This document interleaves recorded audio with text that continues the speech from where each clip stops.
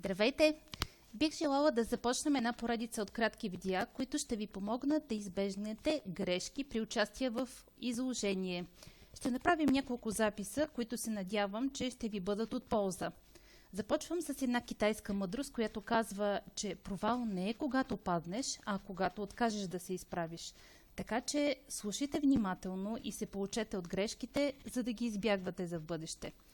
Искам от самото начало да подчертая, че ако нещо друго ви притеснява или имате някакви въпроси, можете спокойно да ни пишете или звъннете, за да направим и такава поредица или да ви съдействаме по всякакъв начин.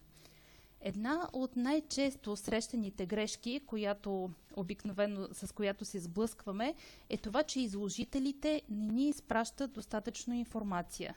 Може и да ви се струва нещо незначително, но това е основата на успешното участие.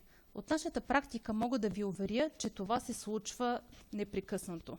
Всички фирми са заети, но от друга страна всички те искат вложената инвестиция да е успешна. Как може да стане това? Защо ни е необходима тази информация? Нашата цел е да поканим вашите потенциални клиенти. Ще ви обясня накратко как работим.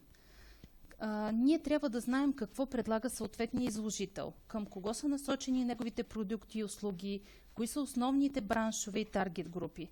Трябва ни конкретна информация, за да стигнем до точните групи. Правим таргетирани мейлинги сред фирмите от нашата база и тази информация е основата, на която стъпваме. Търсим и информираме точните контакти.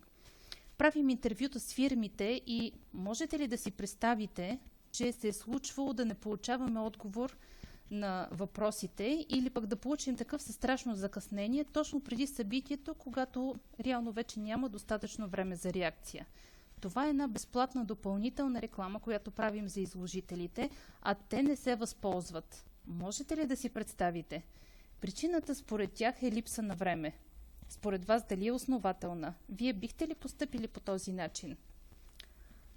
Пускаме реклами в тясно специализирани сайтове и медии според клиентите на участниците. Правим постове в професионалната социална мрежа LinkedIn, в групата на изложението и в други групи, които включват тези браншове клиенти.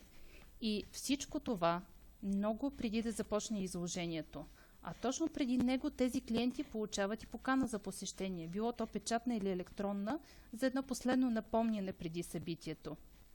С две думи, нека да обобщя, успешното участие се подготвя много по-рано.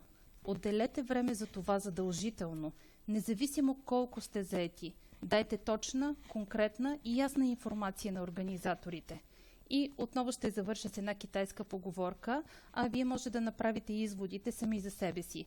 Можеш да върнеш загубеното злато, но изгубеното време никога. Чао! Ще се видим в следващото видео.